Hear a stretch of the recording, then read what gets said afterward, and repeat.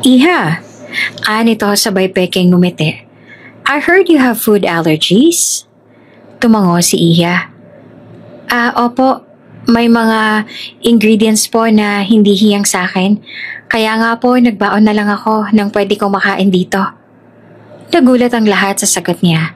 Lalo na nang makita nila na may hawak siyang isang plastic bag na may laman. Isang empty ice cream tub na may label pa ng brand nito. Pero halatang tinanggalan ng laman at ginamit na lagayan ng kanyang ulam. Natahimik ang mga tao sa paligid.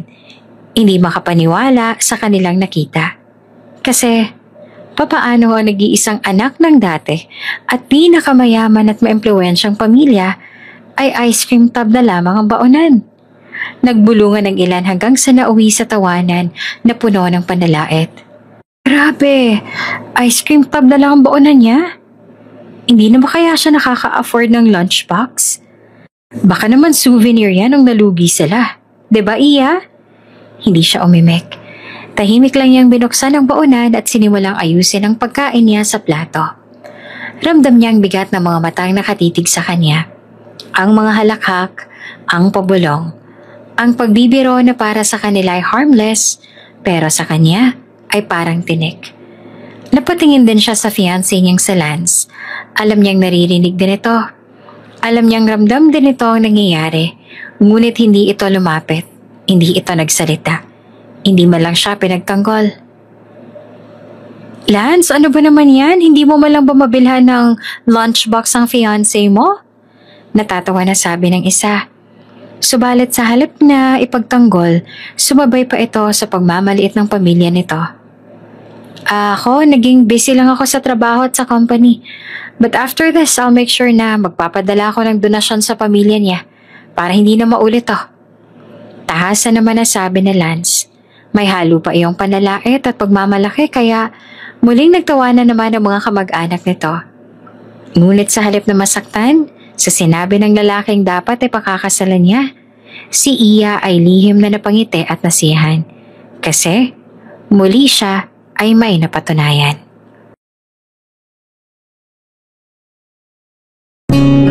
Kung bago ka pa lang sa channel na ito, mga kwento ni Ate Jane, istorya mo, ikwento ko, huwag kalimutang pindutin ang notification bell at subscribe button.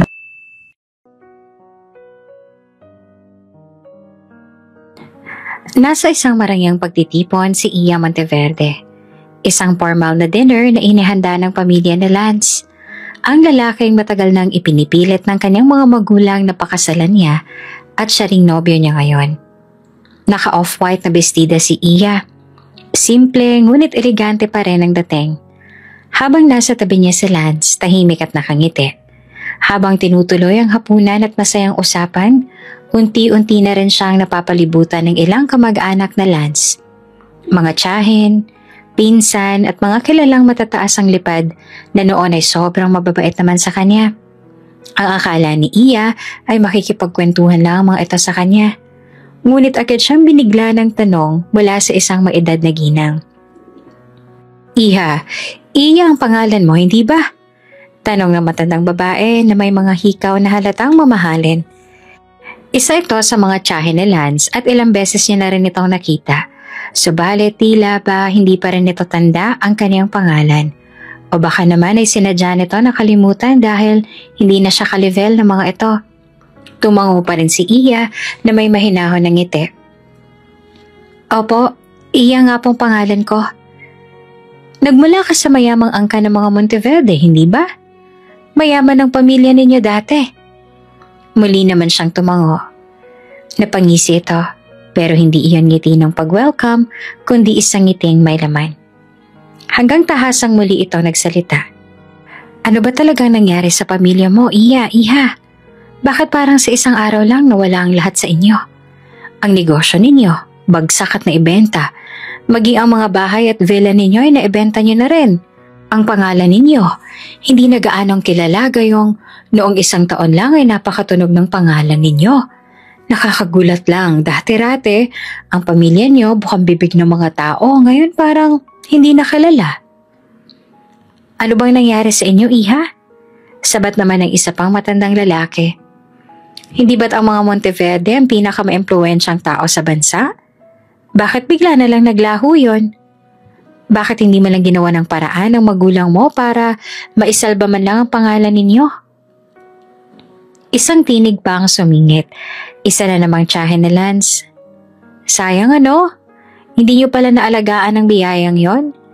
Ang isang pamilya na dati ay hindi lang sa pangalan na kilala, kundi sa pananatili sa tuktok ng mga maimpluwensya. Pero ngayon, wala na kayo sa listahan ng mga may sinasabi. May halakak pa ang ilan.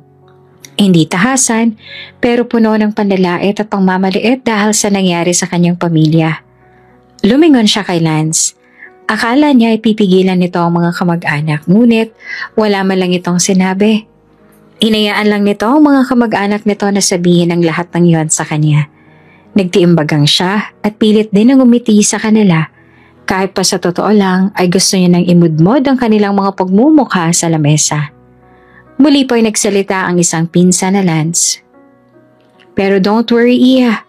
Kung makakasal ka pa rin kay Lance kahit sa kabila ng lahat ng nangyari sa pamilya mo, kahit pa paano ay babalik ang yaman mo. Hindi man lahat pero at least makakatulong ang impluwensya ng aming pamilya. Sa kabila ng lahat ng yon, hindi nagsalita si Iya. Hindi siya gumante ng kahit anong salita. Sa halip, huminga na lang siya ng malalim. Siyempre kasi may nais siyang patunayan. May nais pa siyang malaman. Kumbaga sa libro, may mga pahina pa siyang kailangang buklatin. Matapos ang hapunan, tumayo si Iya mula sa kanyang upuan. Tuwid ang likod, taas noo at may banayad pangiti sa kanyang labi. Salamat po sa masayang hapunan. Nakakataba po ng puso na sa kabila ng nangyari sa aming pamilya, inimbitahan niyo pa rin po ako dito sa salo-salong ito. Magalang niyang sabi sa kanilang lahat. Sabay sila ni Lance na umalis at dama pa rin ni Iya ang pagsunod nila ng tingin sa kanya. Palihim naman siyang napailing at sa isipan niya, may mga napatunayan na siyang hindi maganda. Kailangan niya pang galingan sa pag-arte at ang lahat ng kulay na kanilang tinatago ay lalabas din. Tumama ang mahabang katahimikan sa loob ng boardroom na parang kulog na sumabog sa gitna ng pulong. Naroon si Lance, maayos ang postura, tahimik at seryoso ang mukha. Habang nakaupo sa pinuno ng mesa, sa kanan naman si Lance ay si Iya. Tahimik lang din. Pero kita sa mga mata ang bahagyang pag-aalala habang pinapakinggan ng mga bumabatikos. Mr. Salvarez, ani ng isa sa mga shareholder habang nagbubuklat ng ilang mga dokumento. Kung siya magiging asawa mo, paano ka nakakatiyak na makakatulong siya sa business mo? Hindi naman sa pangmamaliit sa fiancé mo pero gusto rin namin na maging honest sa inyo. Nalugi nga ang kumpanya ng pamilya nila. Don't you think it reflects badly on your judgment? Isa pang boses ang sumunod. Correct. Business is not a fairy tale, Lance Alvarez. Love doesn't pay the bills. Are we even sure she understands how this world works? Biglang nagtawanan ng ilan. May halakhak na may halong panlalait. Tumingin si Iya sa mga mukha ng tao sa paligid. Gusto niya silang pag-uuntugin ngayon ngunit nagtitimpi pa rin siya. Sa kabila ng kanilang mga pambabatikos sa kanya, nanatili lamang na walang sinasabi si Lance upang siya ay ipagtanggol. Wala itong sinasabing pagtutol. Hindi man lang ito tumayo para protektahan siya. Walang salitang enough. Walang don't talk about her like that. Ang tanging lumalabas lang sa bibig ni Lance ay I apologize if this seems inappropriate for the meeting. Let's get back to the agenda. At doon naputol ang usapan. Tuloy ang pulong. Palihiman na muling napailing si Iya. Wala talagang kwenta itong pakakasalan niya. Tahimik siyang tumayo matapos ang meeting. Pilit ngumiti sa bawat bumate kahit pa kumukulo ng dugo niya sa kanila kasi nakakairita ang kanilang mga tingin. Paglabas sila ng boardroom, maglalakad sila ni Lance na magkatabi pero parang may ilang metro na pagitan sa kanilang dalawa. Lance, tawag niya dito. Is there something you're not telling me? Let's talk later, Iya. Tanging sagot nito. Pinagmasdan niya si Lance na maglakad palayo sa kanya. Napangisi si Iya sabay iling. You're really useless, Lance Alvarez. Isang hapon na sa isang sikat at mamahaling fashion boutique sina Iya at Lance. Isa ito sa mga paboritong brand noon ng pamilya ni Iya. Noong panahong nasa rurok pa ng kapangyarihan at yaman ng kanilang angkan. Noon, bawat sales lady ay lumalapit agad sa kanya. Ngingiti, mag-aalok ng mga pinakabagong koleksyon. Ngunit ngayon, ibang-iba na ang sitwasyon. Pagpasok pa lang nila sa boutique, agad siyang sinundan ng tingin ng mga staff. May mga mumunting bulungan. Isa sa kanila, isang sales lady na may mapupulang labi at pataray ang tingin ang lumapit at bahagyang nakakunot ang noo habang nagsalita. Good afternoon po, ma'am, sir. Aniya na pilit ang ngiti. Dito po ang bagong koleksyon pero if I may ask, afford niyo po ba talaga yun, ma'am? Kasi may mga sale items din po kami rito, mas mura. Baka gusto niyo pong tingnan muna yon. Sabay tiningnan siya nito mula ulo hanggang paa habang pilit tinatago ang tawa. Hindi sumagot si Iya, ngunit bahagyang nanliliit ang mga mata niya kasi ang kapal naman ng mukha ng isang to gayong isa lang din naman itong staff dito.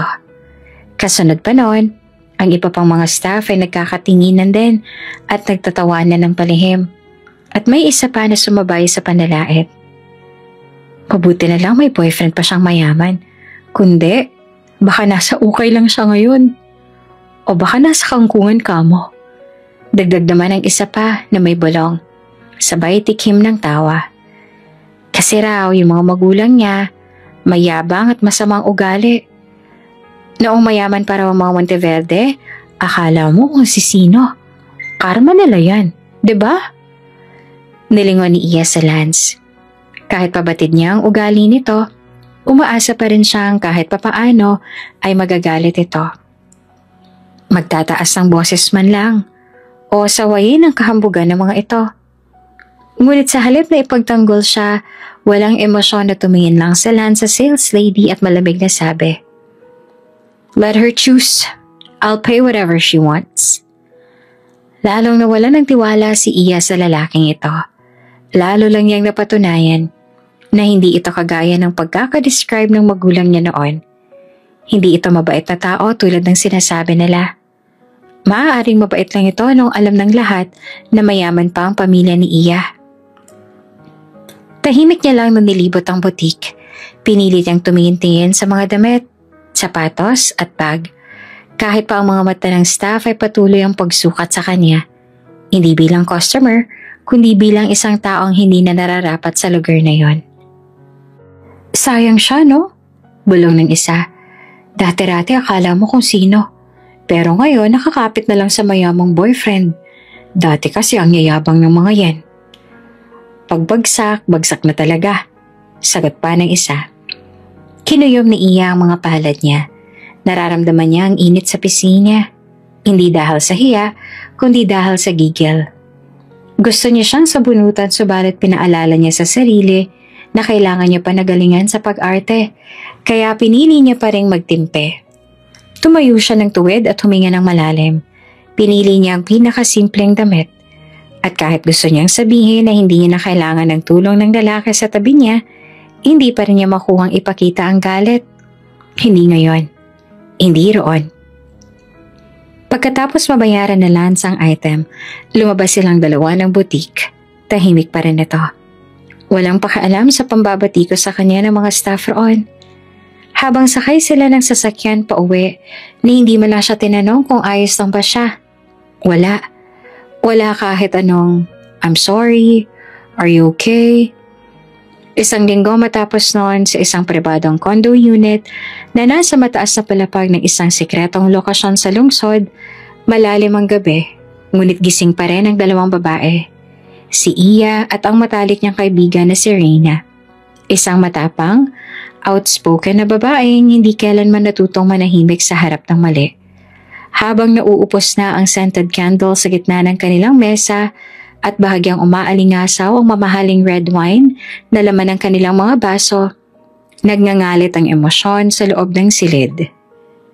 Gigil na gigil kasi itong si Reyna habang hawak-hawak ang baso ng alak. Tila hindi pa rin ito makapaniwala sa mga ikinuwento dito ni Iya tungkol sa nangyari sa butik. Hanggang kailan, Iya? Sabay bigwas nito ng kamay sa ere.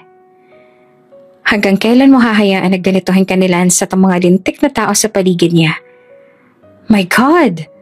That asshole didn't even try to defend you. He let them humiliate you in front of him.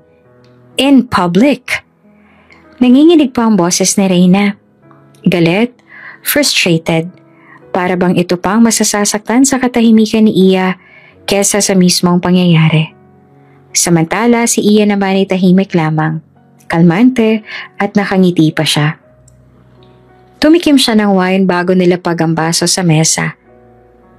Napakawalang kwenta ng lalaking yun. I know, mahina niyang sambit. I saw it.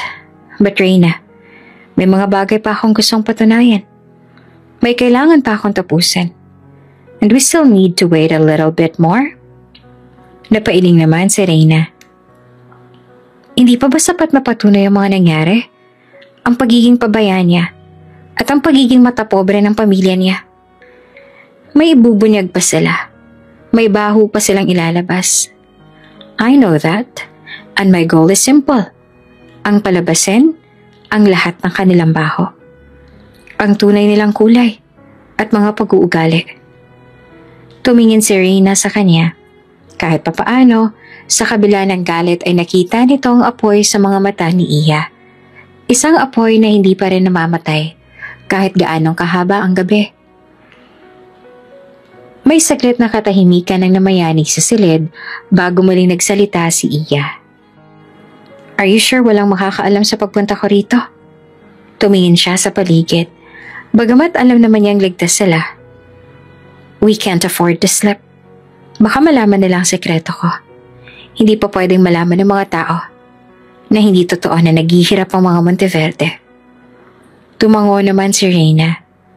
Yes, I followed all your orders. Matigas naman na sagot ni Reyna. Nobody knows you're here. Ligtas ang lugar na to. Malayo sa mata ng publiko. I've got your back. Always. Tumango siya at muling tumikim ng wine. A little more time. Bulong niya sa sarili. Malapit na. Isang hapon, nakaupo si Iya sa maliit na reading nook sa opisina ni Lance. Abala siya sa pagbabasa ng proposal para sa isang event sponsorship na inata sa kanya.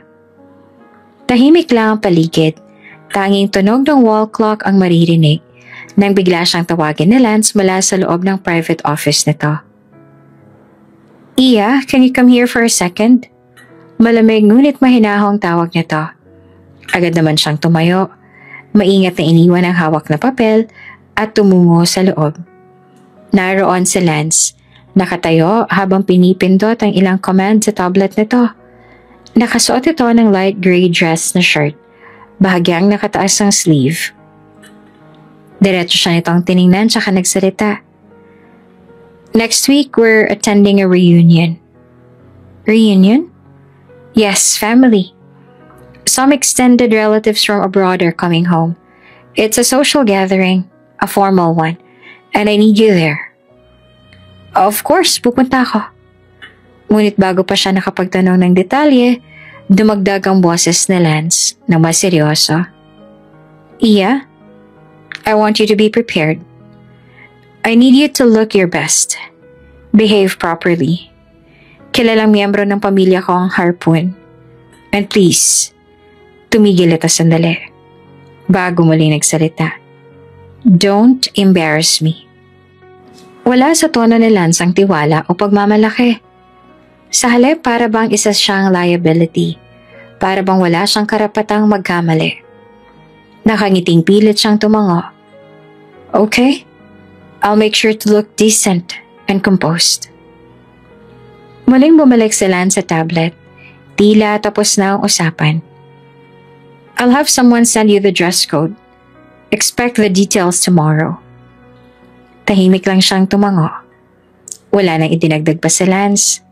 Habang palapas si Ian ng opisina, marahan ang bawat hakbang. Sa labas, muling umupo sa kanyang mesa. That asshole? Akala mo kung sino. Dumating ang araw ng reunion. Isang marangyang pagtitipon sa isang private garden resort na pagmamay-ari raw mismo ng isang kamag-anak na Lance. Mamahaling sasakyan ang nagkalat sa labas, mga waiters na nakaitim at puti, at classical quartet na tumutugtog sa gilid ng fountain. Kompleto ang mga elemento ng yaman at impluensya. Lahat ng bisita ay bihis na bihis, mula ulo hanggang paa. At si Iya, kasama na Lance, ay hindi nagpahuli. Suot niya ang isang maayos at simpleng gown, hindi kasing mamahalin ng iba. Ngunit sapat na para magpakita ng respeto sa okasyon. Maingat niyang inilalayan na Lance palabas ng sasakyan. Ngunit na makapasok na sila sa loob ng bakuran, agad niyang naramdaman ang bigat ng mga matang nakatingin sa kanya. Lance, finally you made it! Bati ng isang babaeng may mamahaling perlas sa leeg. Agad itong niyakap si Lance, ngunit isang iglap lang ang tingin sa kanya. And this is? Iya, sagot na Lance. She's with me. Ah, may bahagyang tiklop ang labi ng babae bago muling ngumiti. Welcome. Sunod-sunod ang bate. Lahat may kasamang hilaw ng ngiti. May ilang babae na nagkakatinginan. May tumitig mula ulo hanggang paa kay Iya. May mga lalaking tahimik na nakamasid. May tumatawa pero alam mong hindi totoo. Lahat ng iyon, ramdam ni Iya. Sa isang mesa kung saan may mga babaeng halos kasing edad lang na Lance, may sumulyap sa kanya at nagparinig. So, she's the one?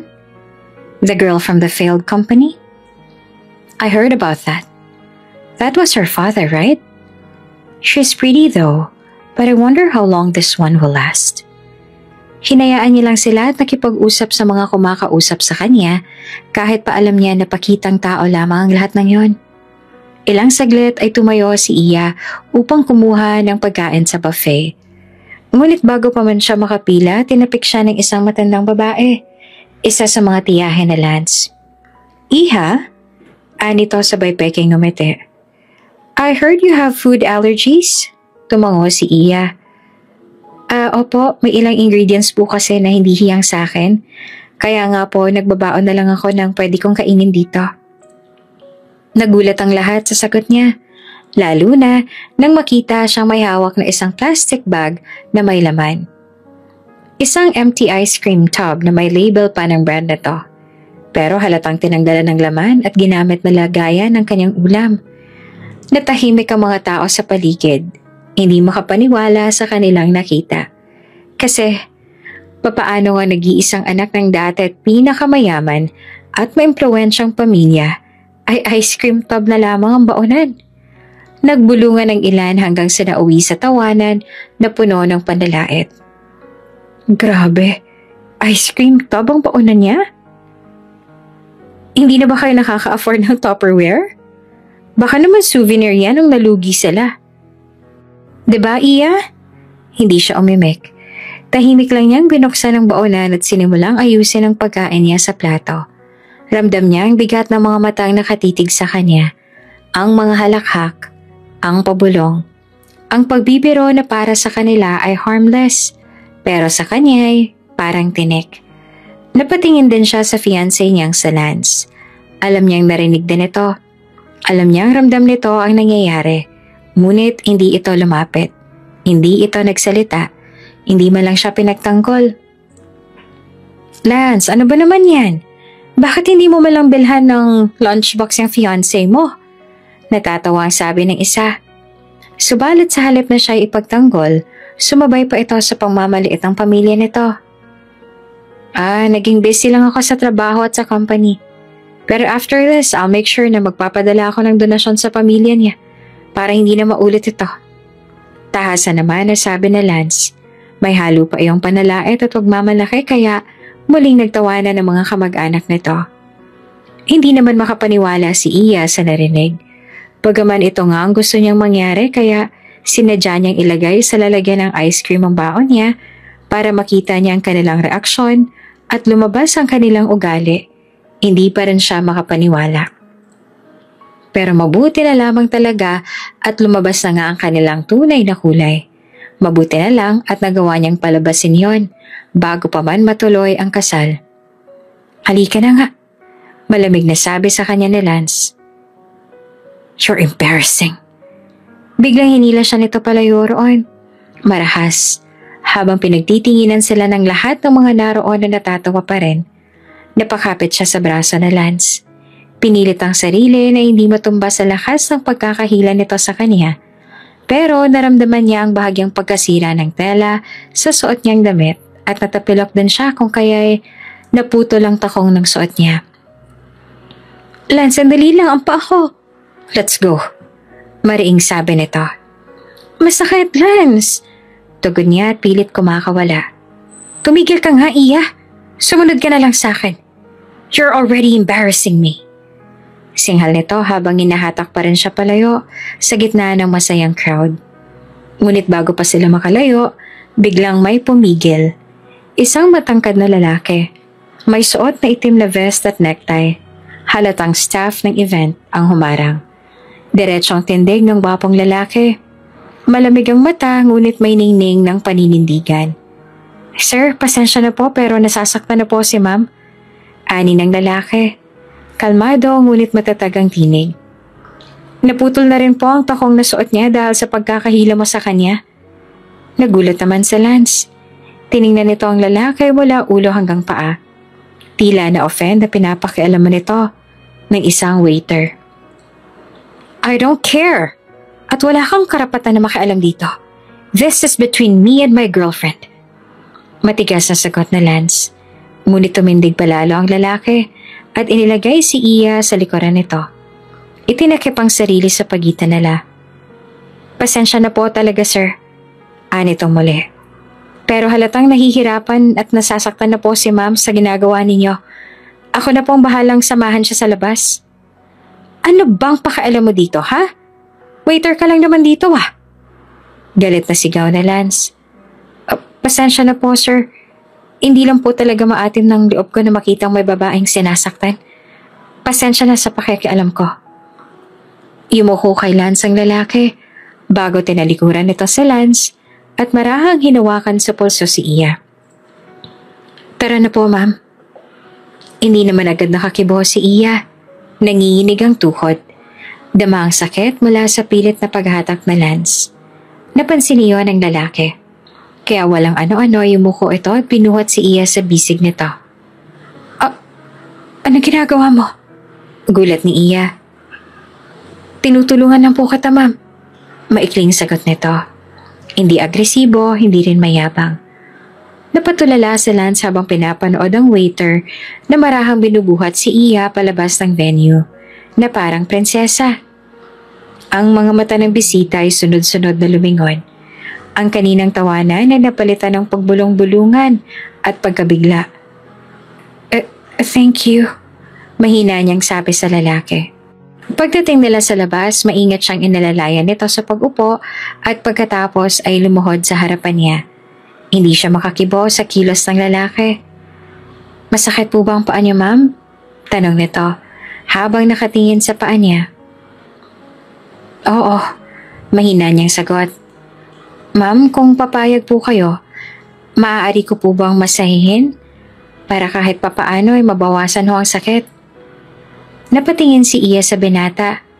Nag-aalangan pero dahan-dahan ay tumango siya. Sige.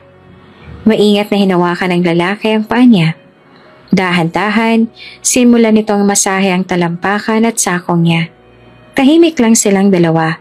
Tanging tunog lang ng huni ng hangin at mga sasakyang dumadaan ang naririnig. Ngunit sa bawat dampe ng palad nito sa balat niya, may kakakaibang init siyang naramdaman. Isang init na di mapangahas. Hindi nakakailang. Napatingin siya sa gwapong lalaki at sakto tumitig din ito sa kanya. Ang mga mata nitong dark brown, malalim at puno ng misteryo ay nakatingin ng diretso sa kanya. Tila may gustong sabihin na hindi mabigkas. Okay na po ba kayo, ma'am? Tanong nito na malumanay ang tinig. Nagtagal siya sa pagtitig dito bago siya mabagal na tumango. Oo, ayos na ako. Alam mo, ang bait mo. Ang ginawa mo sa akin kanina. Salamat talaga ha. Ngumiti ito ng bahagya lang. Naku, wala po yun. Ako nga pala si Iya. Anong pangalan mo? Alaric po. Sagot nito bago tumayo kaya tiningala niya ito. Napakatangkad ng lalaki. At sa totoo lang, mukha rin itong modelo. Hindi lamang gwapo kundi mabait pa. Waiter ka ba dito? Opo ma'am. Hindi ka pa matatanggal sa trabaho dahil sa ginawa mo kanina? Hindi naman po siguro ma'am, tsaka ayon po sa narinig ko, fiancé naman po kayo ng boss ko. Naiintindihan naman po siguro ni Sir Lance kung bakit ako nakialam kanina. Boss mo si Lance? Opo, empleyado rin po ako sa kumpanya niya. Hindi lang po napasok ang dapat sana ay waiter ngayong gabi kaya ako na lang muna. Hindi naman maiwasang mag-alala ni Iya para sa lalaki. Baka kasi madamay pa ito at mawalan din ng trabaho dahil lang sa ipinagtanggol niya na ito. Ngayon na alam niya ng ugali ng mga Salvarez, para bang nababasa niya na rin ang takbo ng kanilang mga isipan. Hindi malabo na mangyari yon. Tahimik ang gabi, ngunit mabigat ang hangin sa pagitan ni Iya at Lance. Sa sumunod na araw matapos ang nangyari sa reunion, ipinatawag siya ni Lance dahil may kailangan daw silang pag-usapan at alam na rin ni Iya kung tungkol saan ang kanilang pag-uusapan. Pero ngayon ay galit na galit ito sa kanya. You humiliated me, Iya. Singhal ni Lance na galit ang boses. I told you not to embarrass me. Sabi ko, di ba maging maayos ka naman? Yun na nga lang ang kailangan mong gawin kasi wala ka namang kwenta eh. Wala nang kwentang pagiging Monteverde mo, pero hindi mo pa rin ginawa. Pinahiya mo pa ako sa kanila. Alam mo ba kung anong kahihiyan ang hinarap ko dahil sa ginawa mo? Ha? Sinabi nila na para raw ako nagpulot ng basura. Isang tanso na inakala kong ginto. Embarrass you? May diin naman na aniya. You think I wanted any of that to happen? You think I planned to be insulted like that? Sa harap ng maraming tao? Ng pamilya mo? Sa harap mo? Akala ko nga poprotektahan mo ako. Ang akala ko ipagtatanggol mo ako sa kanila. Pero hindi mo ginawa. Sumabay ka pa nga sa kanila eh. Don't twist this, sabi ni Lance. Ginawa mo to. You came there looking like a desperate woman. Basura na nga ang pamilya mo. Mas pinatunayan mo pa sa pagdadala ng basurang ice cream tub na yon. And then you let that waiter touch you in front of everyone? Nanlaki ang mga mata ni Iya. Let him? He helped me. Kasi ikaw, wala kang ginawa. You stood there, Lance. Tumingin ka lang. You watched me suffer. Ano gusto mong gawin ko? I-defend ka? Sa harap ng buong pamilya ko? Sa harap ng mga kaibigan kong may respeto sa akin? Bulyaw na Lance. I didn't want to be associated with your shame. Napanganga si Iya. Humigpit ang hawak niya sa clutch bag sa tindi ng galit. So, that's how you see me now. A shame. A burden? Isang kahihiyan at basura dahil lang mahirap ng family ko? Yes. Mula nang malugi ang kumpanya ninyo at mawala sa larangan ng mga Monteverde, basura na ang tingin ko sa inyong lahat. Lahat ng respeto ko sa iyo, sa magulang mo at sa buong angkan ng Monteverde na wala. Dahil tama sila. Wala nang kwentang pamilya ninyo. Napaawang na lamang ang labi ni Iya dahil sa lahat ng mga katagang lumabas sa bibig ni Lance. Do you think people don't talk? Alam ng lahat ko anong nangyari sa inyo. Nalugi ang negosyo ninyo. Nawalan kayo ng pangalan. And now people are questioning why someone like me na may posisyon, may career, may pangalan, would marry someone like you. Huwag ka na magpaliwanag. Malamig na sambet ni Iya. Nanginginig ang boses dahil sa galit. You already made yourself clear. Natahimik ito at biglang nagpalit ng ihip ng hangin. Tumayo siya nang matuwid at hinarap ito. Don't worry, Lance. Hindi mo na ako kailangan na ipagtanggol sa harap ng pamilya mo. Because starting tonight, you won't have to. I'm calling off the wedding. Hindi na kita papakasalan. At hindi ako papayag na magpakasal sa isang katulad mong gold digger at mataas ang tingin sa sarili. Lalakad na sana siya palayo nang biglang hinawakan siya ni Lance sa braso. Mahigpit, galit. Don't walk away from me, Iya! Napalingon si Iya. Kita ang galit sa kanyang mga mata, pero hindi na siya mahinang babae ngayon. Bitiwan mo ko, mariin niyang sambit. Now you're showing your true colors. Mapait na tawa ni Lance. I should have listened. Ngayon nakita ko na kung anong klase kayong pamilya. Mayabang? Mapagmataas. Kala mo kung sinong mataas. Kahit nalugmok na. At ngayon ko rin nakita. Matalim ang tingin ni Iya na ang mga kagaya mo, na mahalaga lang ang pangalan, ang yaman at kung anong tingin ng ibang tao, ay hindi karapat-dapat pag-alayan ng katiting na respeto at mas lalong hindi nababagay na madikit sa pamilyang Monteverde. Tumahimik si Lance, pero nanatiling matalim ang tingin sa kanya. Binawi niya ang kamay niya na hawak nito at laking tumalim ang tingin niya dito. Go ahead. Walk away. I don't care. Exactly what I'm doing. Sabi niya tumuloy na sa pag-alis. Sigurado akong babalik ka rin sa akin, Iya. Gagapang ka pabalik sa akin. Pahabol pa ni Lance. Not gonna happen, Lance. Sagot niya naman at hindi na ito nilingon pa. Matapos ang nangyari, dumiretso na siya sa penthouse ng kanyang kaibigan.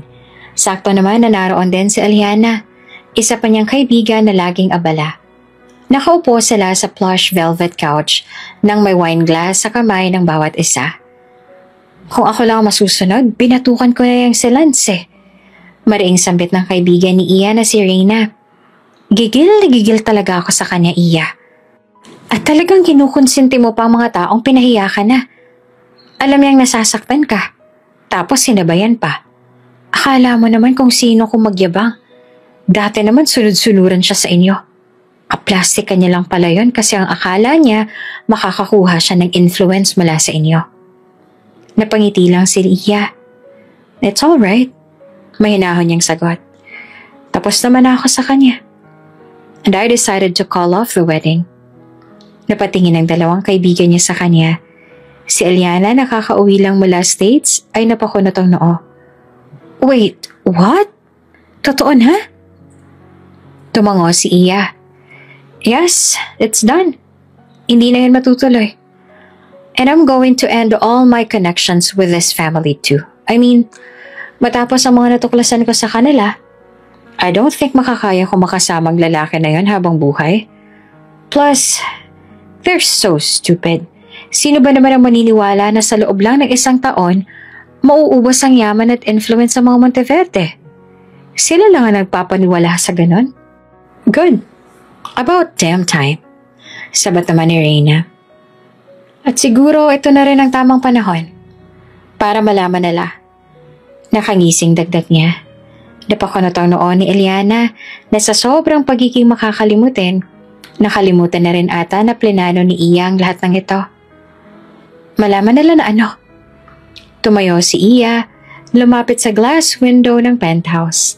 Tinanaw ang ilaw ng lungsod sa ibaba.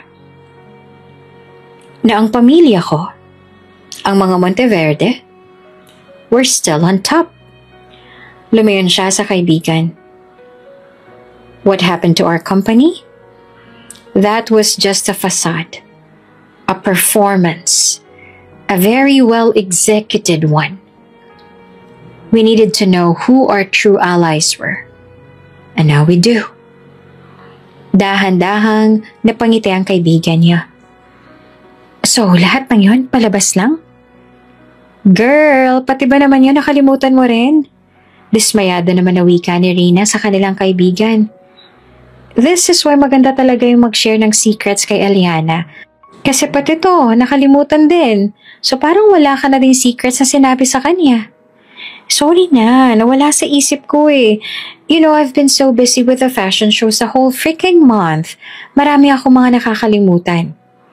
Dahilan naman na Eliana. So, lahat nga ng iyon, palabas lang, Iya? Tumango si Iya. Yes, we kept everything under wraps. We transferred assets, liquidated some, we rebranded. Pero ang totoo, hindi kami nalugi. Our wealth is intact. Our influence, untouched. Ipinakita lang namin sa mundo ang kahinaan namin para makita namin kung sino mga lalapit para manira at kung sino mananatili para umalalay. Besides, wala namang proper statement from our company kaya hindi ko rin maintindihan kung bakit ang daming naniwala na totoo ang balitang yon. Napatango ang kaibigan niya. Tila na impressed din. Oh, that's brilliant, Iya. That's survival, sambit ni Iya. And also the end of Lance. He was never on my side. At least now, I have clarity. That's true. Nawalan ka na namang gagamit sa buhay. Napalabas mo ang tunay niyang kulay habang hindi pa kayo kasal. Mas mahirap kasi kapag kasal na kayo, tsaka mo lang malalaman ang tunay niyang ugali. Tumango naman si Iya bilang pagsang-ayon. Makalipas ang ilang sandali, ay muli siya nagsalita kay Reyna sa mas seryosong tono. Pero may isang bagay pa akong kailangan mong gawin para sa akin. Ano yun? Tanong ni Reyna. Naalala mo yung waiter na sinabi ko sa inyo na tumulong sa akin? Nung pinahiya ako na Lance at ang buong angkan niya sa reunion? Oo naman. I want you to assign someone to find out what happened to him. He told me that he works at one of the Lance's companies. And I have a very bad feeling that Lance might retaliate. Because he helped you. Dagdag ng kaibigan. Exactly. Sagot ni Iya sabay buntong hininga. And that man didn't deserve to be punished for doing the right thing. He stood up for me when no one else did. I owe him one. Ngumiti si Reyna. I got this, Iya. Ako nang bahala. Magpapadala agad ako ng tuuhan. We'll know everything before the day ends. Good. Sambit ni Iya. Muling tumingin sa labas ng bintana. This time, hindi lang ako babawi. Gusto kong tulungan ang mga taong naging tapat, kahit hindi nila ako kilala. Sa kabilang banda naman, makalipas lang ang ilang araw, mula nang hiwalayan ni Iya sa Lance sa loob ng malawak na corporate boardroom ng kumpanya ni Lance, ang tensyon ay mabigat at tahimik. Halos lahat ng investors at board members ng kumpanya ng pamilya ni Lance ay naroroon. Ang pangalan ng kumpanya ay ilang dekada ng pinangangalagaan ng kanilang pamilya. Isang simbolo ng yaman, kapangyarihan at reputasyon. Ngunit sa araw na ito, tila isang bangungot ang nagaganap. Nakaharap sila sa mga investors habang nasa tabi nito ang ama at ina. Kapwa halatang balisa at iritable sa mga balitang lumalabas. Isang matandang investor ang unang bumasag sa katahimikan. We've called this meeting to make things clear. After what happened with the Monteverdes and the public announcement of the called-off engagement between your son and Miss Iya Monteverde, we're pulling out all of our investments. Nanlaki ang mga mata ng ama na Lance. What? You can't be serious. This is a family matter. It stopped being a family matter the moment your son chose pride over partnership. Do you really think we'd stay with someone who disrespects the Monteverdes? The only heir of the family that built half of this city's commercial backbone? Noong makita namin ang announcement ni Iya Monteverde na hindi natuloy ang magiging kasal nila na Lance dahil sa hindi kayo nagpakita ng respeto, we decided na hindi na rin ituloy ang partnership namin sa inyo. Tahasang nagsalita din ng isa. Let me be blunt. Where Miss Iya Monteverde is, there is where the future lies. None of you None of this family are trusted to be with her. Not after everything that surfaced. Hindi na halos makahinga si Lance.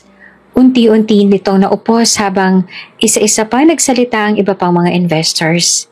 Nagsusumite ng resignation at withdrawal letters. Ilan na lang ang natira. At kung magpapatuloy ito, mas mauunang bumagsak ang kumpanya ng mga Salvarez kesa kumpanya ng mga Monteverde. To be honest, we thought Miss Monteverde's family fell. That they were done. But it turns out we were wrong. Their so-called downfall was a calculated move. Brilliant even.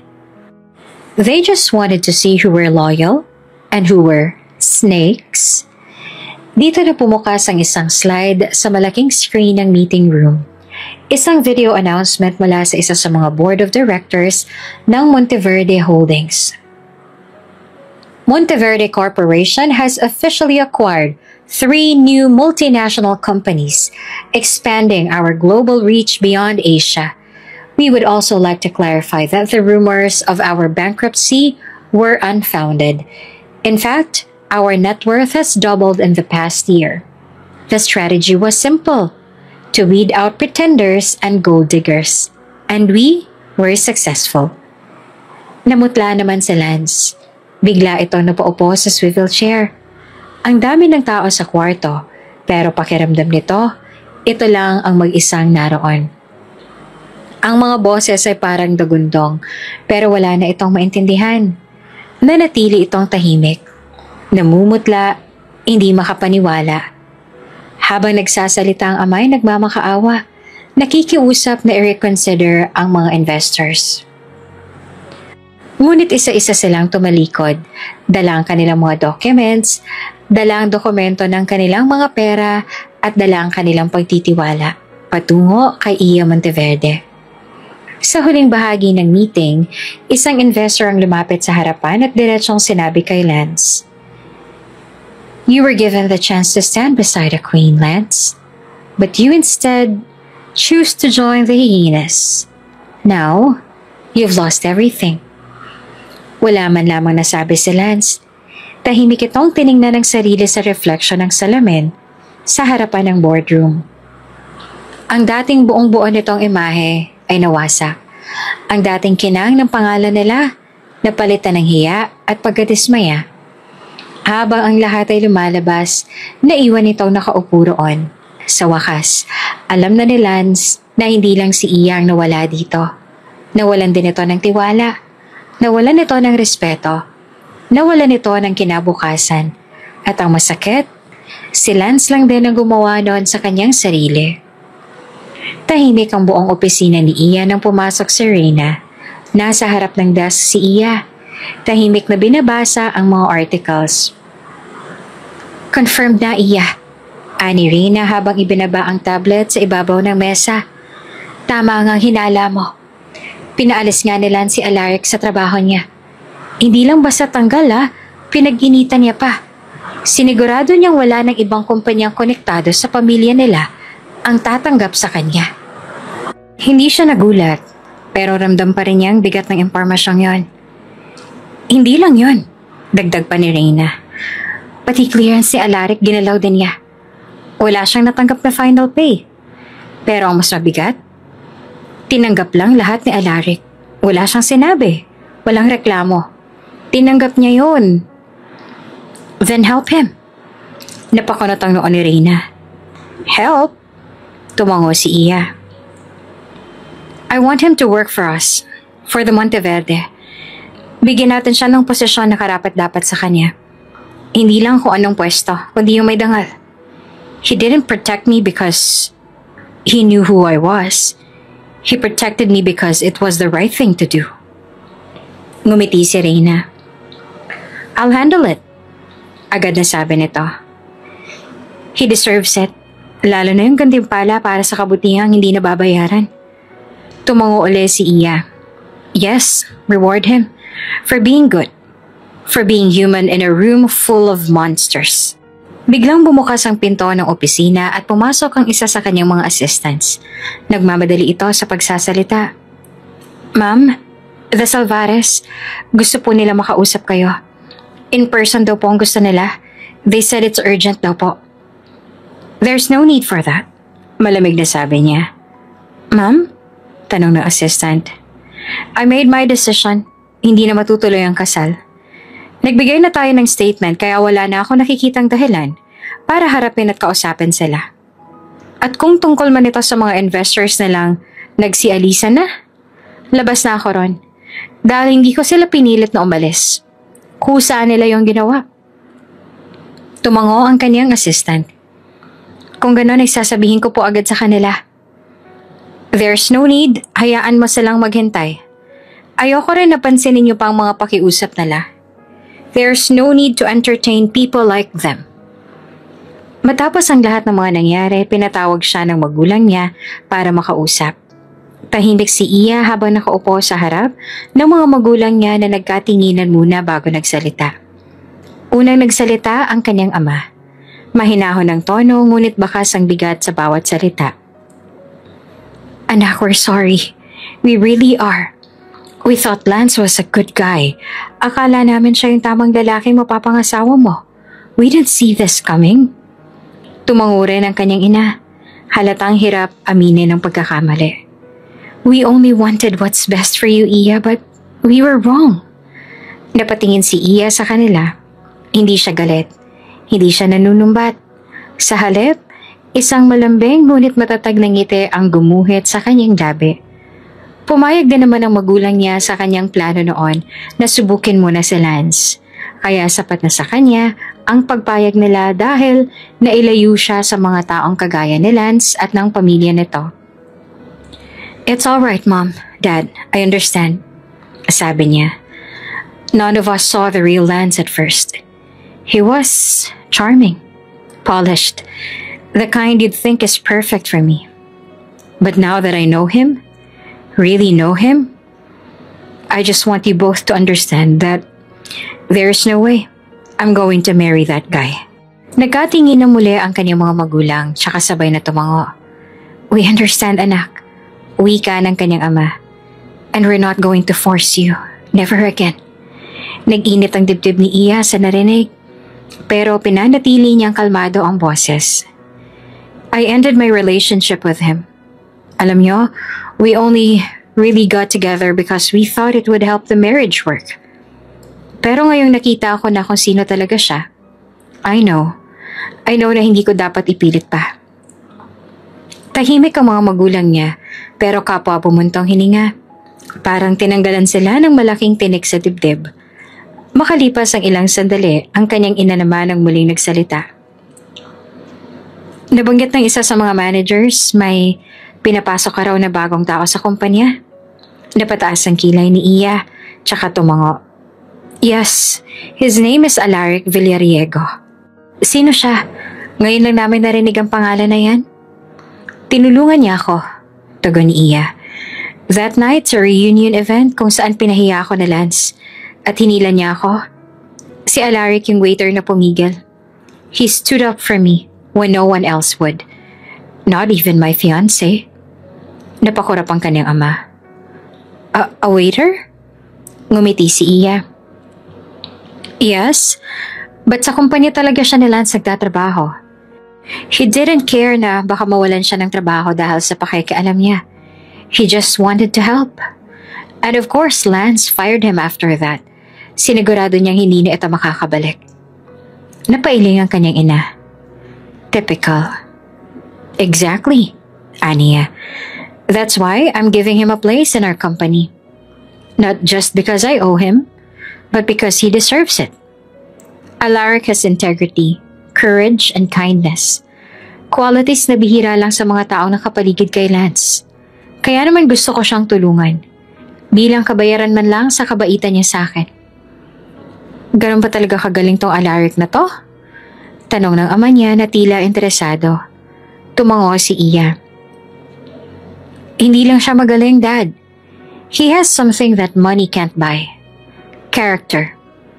And that's something I want to surround myself with. Not just in my personal life, but in our company too. Natahimik muli ng ilang saglit ang magulang niya. Tanging ang marahang paghinga ng tatlo ang bumalot sa silid. Sa huli muling nagsalita ang kanyang ama. Then give him a shot. If that's what your heart says, then we trust you. Ngumiti si Iya. Thank you, Dad, Mom, for trusting me. Sa kabilang banda ng lungsod, sa isang simpleng tahanang, may bakod na gawa sa kawayan at halatang pinaglumaan na ng panahon, kasalukuyang nagluluto si Aling Minda ng adobong manok, habang abalang tinutulungan ito ng bunsong anak na babae. Sa maliit na mesa sa gilid ng kusina, naroon si Mang Cardo, ang ama ni Alaric. Tahimik ang bahay, hanggang sa dumating si Alaric. Ma! Pa! Sigaw ni Alaric habang pumapasok sa bahay, tanga ng isang envelope. Nagulat ang dalawa at agad lumapit ang kanyang ina. Bakit anak? Ano yung dala mo? Ngumiti si Alaric. Halos nangigilid ang luha sa saya. May trabaho na po ako sa isang malaking kumpanya. Hindi ko po alam kung paano nila nalaman na nawalan ako ng trabaho pero binigyan po nila ako ng offer. At hindi lang basta trabaho ma, permanent position po. Napaluha naman sa tuwa si Aling Minda, sabay yakap sa anak. Oh, salamat sa Diyos. Salamat talaga. Akala ko kung saan pa tayo kukuha ng pambayad sa gamot ng kapatid mo. Anak, paano kaya nila nalaman? May nagrekomenda ba sa'yo? Umiling si Alaric. Nakangiti pa rin. Hindi ko pa rin po alam ma. Basta may tumawag at sinabi na nakita raw nilang resume ko. Tapos, ayun, in-interview ako. At ngayon, heto po. Ipinakita niya ang offer letter. Sabay haplos sa likod ng kanyang batok. Hindi pa rin po ako makapaniwala. Lumapit si Mang Cardo, tinapik ang balikat ng anak.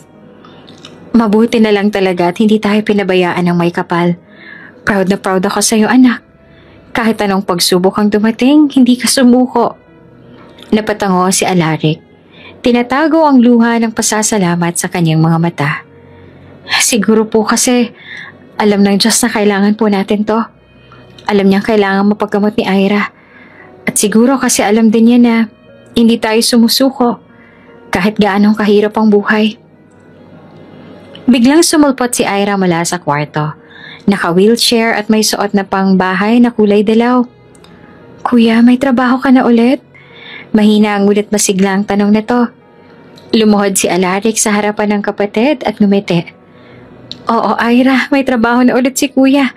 At pag natanggap ko na ang unang sahod ko, bibilang kita ng bagong libro. Yung gusto mo, ha? Tumango si Ira at agad na niyakap ang kanyang kuya. Yehey, salamat Kuya! Lumapit muli si Aling Minda at yumakap din. Hindi talaga tayo pinapabayaan ng Diyos, anak. Kahit dumaan tayo sa dilim, lagi siyang may ilaw para sa atin. Niyakap sila ni Mang Cardo. Buo silang apat sa gitna ng simpleng kusina. Yakap-yakap ang bawat isa, puno ng tawa, panibagong pag-asa, at pananalig na kahit gaano pa kabigat ang dala ng mundo, basta't magkakasama silang pamilya, kakayanin nila ang lahat. It was a happy, tender moment, a rare, precious fragment of peace in a lifetime that had known too much hardship, and yet one they would hold on to tightly, with hearts full of gratitude. Unang araw ni Alaric sa kanyang bagong trabaho at hindi niya mapigilang kabahan habang nakatayo sa tapat ng isang matayog at marangyang gusali. Nakatingala siya, pinagmamasdan ng malakristal na harapan ng pinakamalaki at pinakasikat na kumpanya sa bansa. Kahit gaano niya subukang kontrolin ang kanyang emosyon, dama pa rin niya ang pangangatog ng tuhod at pawis sa palat. Grabe, bulong niya sa sarili. Dati dumadaan lang ako sa harap ng building na to tapos ngayon, papasok na ako dito. Habang tumatawid siya papunta sa grand lobby, agad siyang sinalubong ng malamig na hangin mula sa air conditioning at ang huni ng water fountain sa gitna ng reception hall. Halos mabingi siya sa tibok ng kanyang puso. Pagkakatawid niya sa reception area, may isang babaeng naka-corporate attire ang lumapit sa kanya. May hawak na tablet. Excuse me, are you Alaric Villariego? Ang magalang na tanong sa kanya ng babae na may maaliwalas na ngiti sa labi. Napaurong siya ng bahagya sabay tango. Yes ma'am, ako po si Alaric. Nagliwanag lalo ang mukha ng babae. Welcome to the company. I'm Carla. Ako ang assigned to assist you today. Nasa listahan ko po kayo.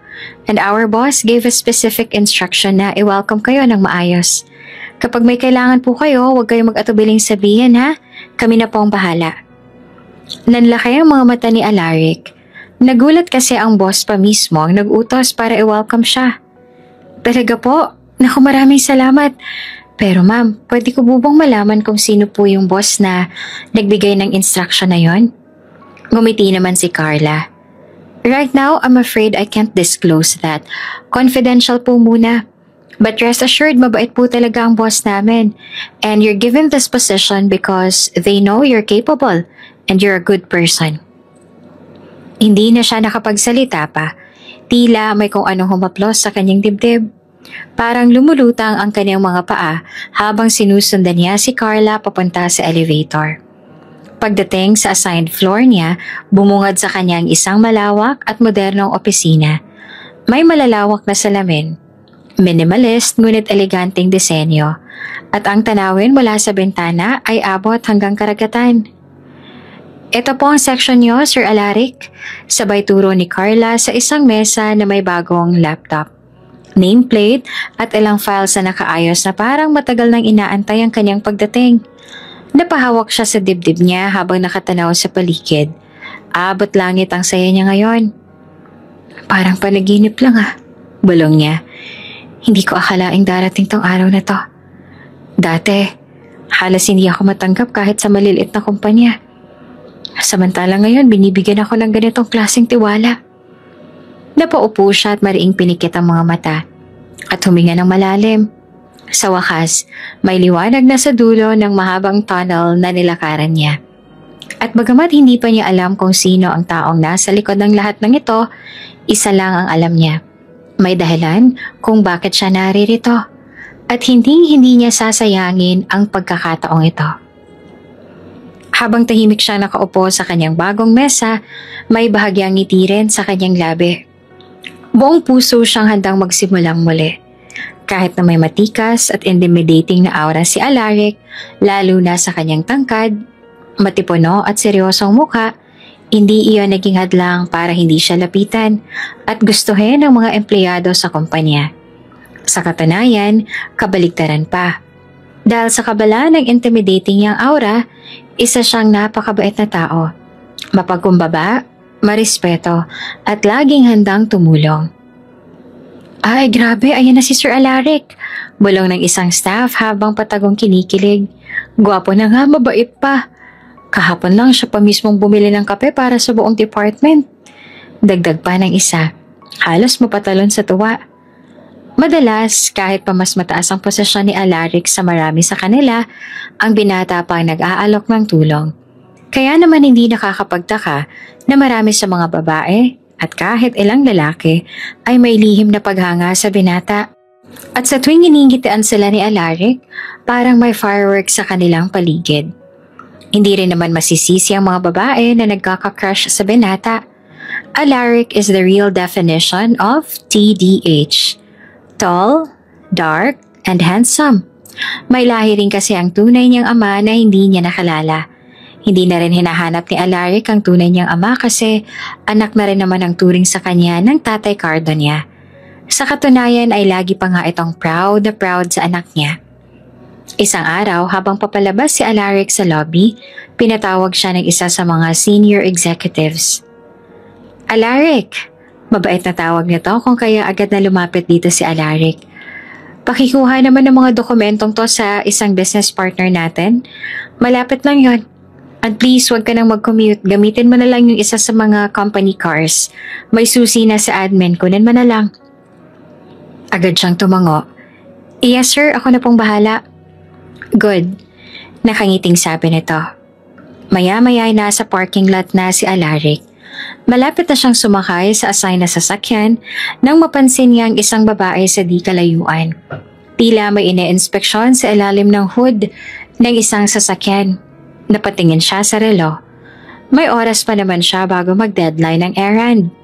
Naglakad siya papalapit, maingat sabay tanong. Miss, may kailangan ka ba ng tulong? Paglingon ng babae, parang huminto ang mundo ni Alaric. Nakilala niya agad ang dalaga.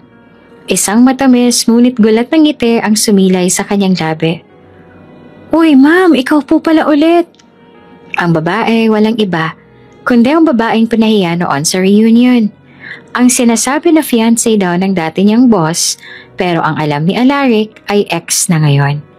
Siguro matapos ang nangyari noon sa reunion, nagpa siyang babae na hindi na ituloy ang pagpapakasal kay Lance. Hindi rin naman kasi masisisi ni Lance ang babae na umayaw ito kay Lance matapos ang mga nangyari. Ngumiti kay Alaric ang dalaga at para bang nagliwanag sa kanyang harapan. Hindi lang dahil sa natural nitong ganda, kundi sa pagbabago sa kanyang nasilayan. Hindi na ito ang babaeng may lungkot sa mata habang kinukot siya ng maraming tao. Ngayon, maikli na ang buhok nito. Pixie cut na sobrang bumagay sa hugis ng maliit na mukha ng dalaga. Suot nito ang simple yet eleganting dress na kulay champagne na bumagay sa kutis at tindig nito. Para nga itong artista sa pelikula. Nagulat man ang dalaga, agad din itong ngumiti. "It's nice to see you again." Ilang segundo na napatitig si Alaric sa dalaga. Hindi niya mapigilang humanga. "Ang laki po ng pinagbago mo, ma'am." Napakamot siya sa ulo. Tsaka ngumiti. Tumawa naman si Iya. "Ikaw din? I didn't expect to see you here." "Kailangan niyo po ba ng tulong?" Tanong ulit ni Alaric habang tinuturo ang sasakyan. "Actually, yes," sagot ni Iya. "I think there's something wrong with my car. And matagal pa bago dumating yung susundo sa akin eh." "May pupuntahan ka ba, ma'am? Kung gusto mo, isabay na lang po kita. Malapit lang din po yung pupuntahan ko." "Talaga?" Tanong ni Iya na tila may halong pagtataka. "Opo, pinahiram po ako ng sasakyan ng boss ko. Pupunta lang po sana ako sa kabilang kumpanya para kunin yung document. Kung okay lang po sa inyo, isasabay ko na po kayo." Napangiti si Iya, bahagyang tumango. "Sure, sakto malapit lang din ang pupuntahan ko." Binuksan ni Alaric ang pinto ng sasakyan para kay Iya, na masunurin namang sumakay. At habang sinasara niya ang pinto, hindi niya mapigilan ang sariling ngumiti. Dahil sa hindi inaasahang pagkakataon, muling pinagtagpo sila ng tadhana. Tahimik muna ang simula ng biyahe. Naka-on ang mahinang instrumental sa radyo. Sakto lang para hindi maging malamig ang katahimikan sa loob ng sasakyan. Panaka-nakay pa simpleng sulyap ni Alaric kay Iya habang ini-steady ang manibela. Ngunit siya mismo ang nagulat nang si Iya na mismo ang unang nagsalita. "Hindi ko alam na nandito ka na pala nagtatrabaho." Wika ni Iya. Napatingin si Alaric sa dalaga. Opo ma'am, nalipat po ako dito. Masaya nga po ako kasi nakahanap agad ako ng trabaho. Tinanggal po kasi ako doon sa dati kong trabaho." Nilingon siya ni Iya. Napansin naman ni Alaric ang bahagyang pagbabago ng ekspresyon nito. Ang lungkot na unti-unting sumingit sa mga mata. "Natanggal ka ba dahil sa akin?" Mahinang tanong nito. Nung reunion kasi pinagtanggol mo ako, di ba? Nagkatinginan silang dalawa. Pero mabilis na nag-iwas si Alaric, tsaka ngumiti siya dito. "Ay hindi po ma'am." Sabay iling ni Alaric kahit pa iyon naman talaga ang totoong dahilan ng pagkatanggal niya sa dating trabaho. "Wala po kayong kasalanan, sadyang nagbawas lang talaga sila ng empleyado. At isa po ako dun sa mga natanggal. Pero okay lang naman po kasi nagkaroon ako ng panibagong oportunidad agad. At eto po yun, dito." Nakita niya kung paanong bahagyang huminga ng maluwag si Iya. Parang may tinik na natanggal sa dibdib. "Masaya ka ba sa bago mong trabaho?" Tanong nito. Tahimik ngunit taos sa loob. "Masayang-masaya po." Mabilis na tugon ni Alaric. "Napakababait po ng mga tao rito. At hindi ko po talaga inaasahan na mapunta ako sa ganitong klase ng kumpanya." Napangiti si Iya. "I'm glad." Mahinang sabi ni Iya. "Na nagustuhan mo ang trabaho mo sa..." Biglang natahimik si Iya at bumawi ng tingin.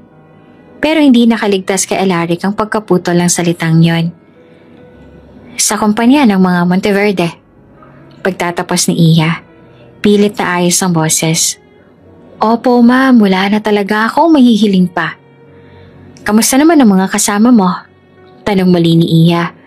Naku ma'am, sobrang babait po nila ma'am, parang pamilya. Hindi po sila nang huhusga. Tapos kahit mataas ka pa sa posisyon, pantay-pantay pa rin ang turing. Alam niyo yung pakiramdam na tanggap ka nila? Iyon pong nadarama ko sa kanila. Tumango si Iya. Deserve mo yun. Mabuti kang tao. Hindi ko sasayangin ang binigay sa akin pagkakataon na makapagtrabaho doon. Wika naman ni Alaric. Ano nga po palang ginagawa mo doon, ma'am? Doon din po ba kayo nagtatrabaho? Oh no, may dinaanan lang ako. Tumango si Alaric at hindi na muling nagsalita. Nabigla pa si Alaric kasi parehong gusali ang pupuntahan nila ng dalaga. Ganon pa man ay hindi niya na yon masyadong inanalisa. Pagkarating nila sa nasabing gusali, agad bumaba si Alaric at inikot ang sasakyan para pagbuksan si Ian ng pinto na nagpasalamat naman sa kanya. Sabay silang naglakad papunta sa entrance ng mataas na gusali ng kumpanya.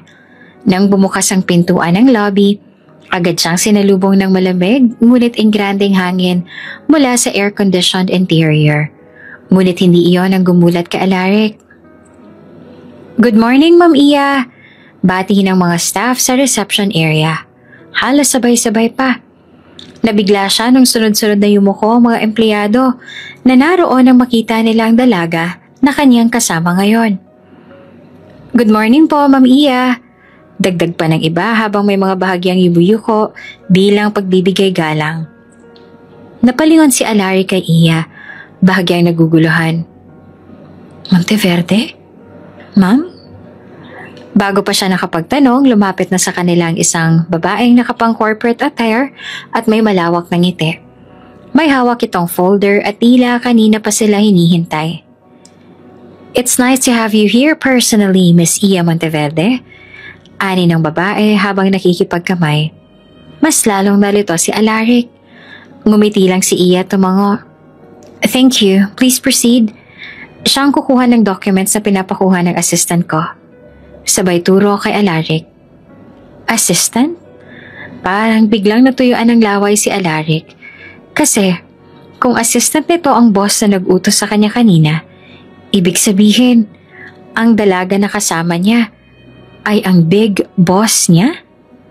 Punong-puno ng kalituhan ang mukha ni Alaric. Bumaling naman sa kanya si Iya na napansin ang kalituhan sa kanyang mukha. Ma'am, ikaw po ba ang... Yes, Alaric. Ako ang boss mo. Parang hindi siya makapaniwala. Ikaw po pala nagbigay sa akin ng trabahong to? Yes, that's right. Akmang magpapasalamat na siya, ngunit muli itong nagsalita. I knew you'd want to say thank you. Hindi na kailangan, sabi nito. Pero ma'am, dahil po sa inyo nagkaroon agad ako ng trabaho. At hindi lamang po trabaho, kundi isa pong napakagandang trabaho. Isa pong malaking karangalan na magkaroon ng offer para magtrabaho po sa kumpanya ninyo. Pero pinutol siya ni Iya, mahinahon. You don't have to. I did this because I wanted to help you. Dahil alam kong nawalan ka ng trabaho. Dahil tinutulungan mo ako. And my ex-fiancé? He's a cruel man. Hindi mo deserve ang pagkawala ng trabaho mo. So, this is just right. Maraming salamat pa rin po sa inyo, ma'am. Ngumiti naman sa kanya si Iya.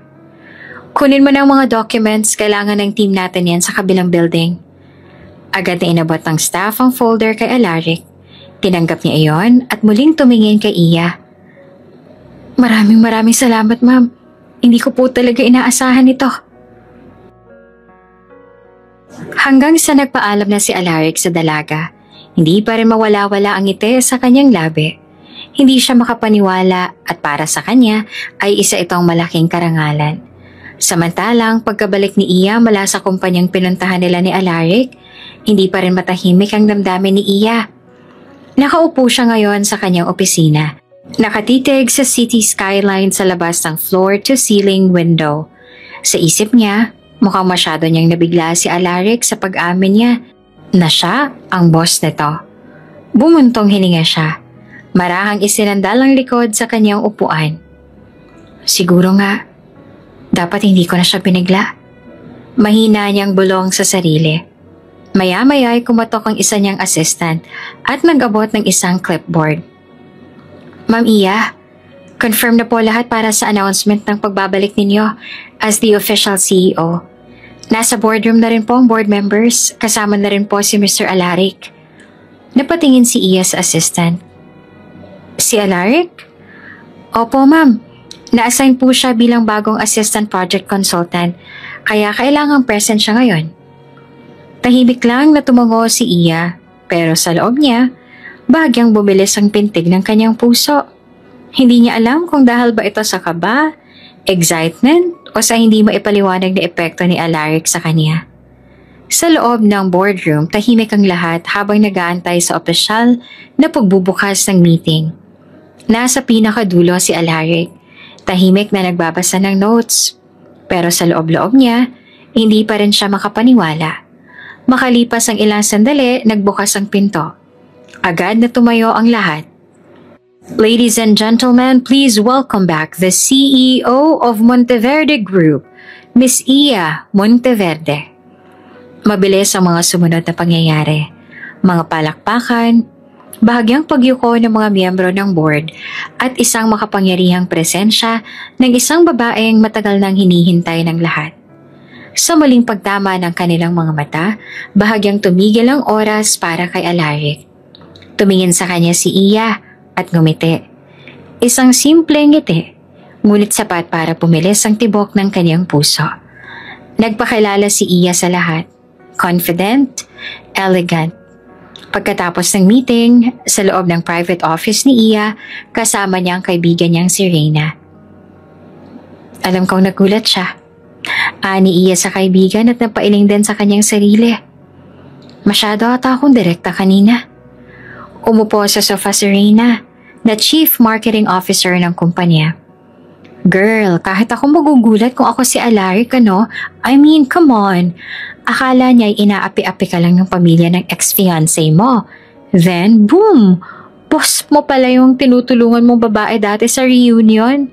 Dapat pinagtapat mo agad sa kanya para hindi siya mabigla. Well, I did that on purpose. Gusto ko siyang pasalamatan in a way na hindi siya mapapahiya. Pero baka nga mas naging masyadong shocking. Tumingin sa kanya si Reyna at nakangiti. Pero alam mo, totoo nga yung sinabi mo. Mabait siya ah. He's not just handsome. Napaka-gentleman niya rin. Actually, gustong-gusto siya ng ibang staff natin. Yung receptionist, kinikilig tuwing dumadaan siya. Si Ate Maya naman, sa finance, aba, ipinagluluto pa siya ng empanada. Sobrang humble kasi. Muling napangiti si Iya. May kakaibang kislap sa mata. Hindi ako nagkamali sa pagpili sa kanya. I mean, hindi lang naman dahil tinulungan niya ako, kundi dahil alam nating deserving siya. Ani Reyna sabay tagay ng kape. Ang tanong, hanggang kailan mo yan sasabihin sa sarili mo na professional lang ang admiration mo sa kanya? Napailing si Iya sabay tawa. What? Ngumisi si Reyna. Kung ako sa'yo, aminin mo na dyan sa sarili mo na hindi lang professional ang lahat. Ngunit kahit biruan lamang ang sagot niya, hindi na maitanggi ni Iya ang kaunting katotohanang sumisiksik sa kanyang puso. May kakaiba talaga kay Alaric. At kung ano man yon, mukhang nagsisimula palang matuklasan ni Iya. Pagkarating ni Iya sa lobby mula sa isang board presentation, tinungo niya agad ang elevator. Mahaba-haba na rin ang araw, pero kahit pagod, ayaw niyang magpahinga pa. Gusto niya munang silipin ang mga floor operations. Pagbukas ng pinto ng elevator, isang pamilyar na lalaki ang naroon. Si Alaric, nakasuot ng simpleng long sleeves at dark slacks. Hawak-hawak ang isang folder at nakatingin sa digital panel ng elevator. Agad itong ngumiti nang makita siya. Ma'am Iya, magalang na bati nito. Agad siyang pinapasok at pinindot ang floor kung saan siya pupunta. Paakyat ka rin? Tanong niya. Opo ma'am, papunta po ako sa record section. Kukunin ko lang po yung final report sa project natin kahapon. Tahimik lang silang dalawa sa loob ng ilang segundo. Ang elevator music ay kalmado. Tila nagbibigay ng background sa katahimikan sa pagitan nila. Maya-maya ay nagsalita si Iya. So, how's your work so far? Napalingon si Alaric at muling ngumiti. Ayos lang po ma'am, masaya po ako sa trabaho ko ngayon. Masaya? Kunot noon niyang tanong na may halong interes. Kahit ang dami mong ginagawa?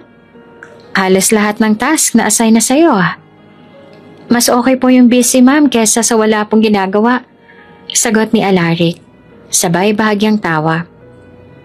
Tsaka po gusto ko pong masulit ang pagkakataong binigay niyo po sa akin. Napatingin dito si Iya, parang sinisilip ang lalim ng kanyang sagot. Napansin ko nga, wika niya.